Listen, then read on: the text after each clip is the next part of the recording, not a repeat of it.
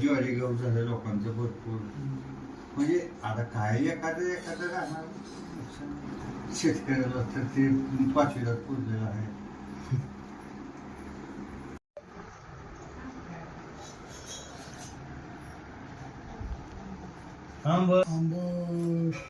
आज आहे अक्षय तृतीया आणि हे प्रसिद्ध आयुर्वेदाचार्य आणि प्रसिद्ध युट्यूबर संदीप भगत यांच्या घरी आपण आलेलो आहोत.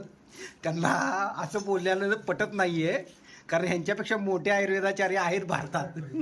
साखर बरोबर आहे. ऊन वाढले का? ऊन वाढले का? जेवण काय आजारी पडत नाही. या वर्षी मी अख्खी थंडीला थंडीगार पाणी आंघोळ केली. पण मी आजारी नाही पडलो. पण तशी सवय लावून घेतली ना सगळ्यात चांगलं. तसं नाही मला म्हणायचं. अख्खी थंडी मी गार पाण्याने बर्फासारखं पाणी नुसतं. गार पाणीने आंघोळ करावी, गार पाणीने आंघोळ करावी आणि काय म्हणते ती गरम पाणी प्यावं असं म्हणते ती. तू आता आयुर्वेदाचार्य आहे, तुला काय वाटतं नेमकं? सांगेल तुला निवारी एखाद्या दिवशी. हा गेल्या वर्षीच्या तुलनेत ह्या वर्षी 10-12% कमी. गेल्या वर्षी कसला पाऊस भयंकर. हो. काय करायचं त्याच्या पावसाला? ती बी हानिकारक पाऊस.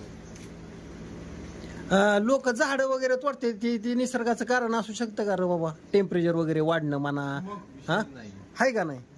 झाडं लय महत्वाचा विषय आहे. 10 जरी झाडं घराच्या आजूबाजूला असली तरी बरं वाटतं, आहे का नाही? बरं आहे की आपल्या घरी ते आडुळशाचं झाड आहे ना, ते तुम्हाला सांगितलं होतं का नाही? पातेल्यात पाणी गरम करायचं आणि आडुळशीची पाने टाकायची कापून आणि त्याच्यात अजून काय काय टाकायचं सांगितलं होतं रे. खोकल्यासाठी कप वगैरे असतो, तुला लिहून देतो सगळं. लिहून देतो ना, माझ्या लक्षात राहत नाही. म्हणजे तुझ्या लक्षात राहील. हा हा हा मी आणली होती तोडून एकदा, पण ती तयारच केलं ना औषध, असं झालं. तो लिहून दे. हा. मित्रांनो, दुपारी आपण आंब्याचा रस भरपूर खाल्ला, त्याच्यामुळे जरा पोट फुगल्यासारखं वाटायला लागलेलं आहे आणि रानामाळावर असं भरपूर फिरू वाटायला लागलेलं आहे बघा. आणि समोरच्या साईडला सूर्य जो आहे तो मावळलेला आहे, सूर्यास्त होताना.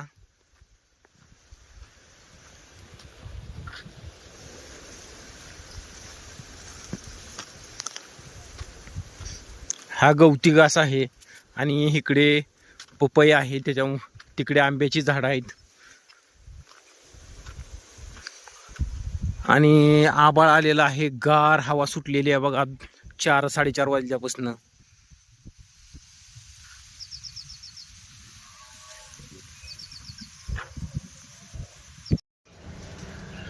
मित्रांनो, कडक उन्हाळा वाढलेला आहे, टेम्परेचर वाढलेलं आहे, त्यात पावसाचा अंदाज वर्तवला जातोय. तर खरोखर 12 ते 4 तुम्ही घराच्या बाहेर पडूच नका. आणि आपण पिंपळखुंट्याला गेलेलो होतो बघा. तुम्हाला अक्षय तृतीयाचा व्हिडिओ कसा वाटला? आवडला असेल तर व्हिडिओला लाईक करा, शेअर करा, आपल्या चॅनलला सबस्क्राईब करा आणि सगळ्यात महत्त्वाचं कमेंटसुद्धा करा. भेटूया पुढच्या व्हिडिओमध्ये. तोपर्यंत बाय बाय, सी यू.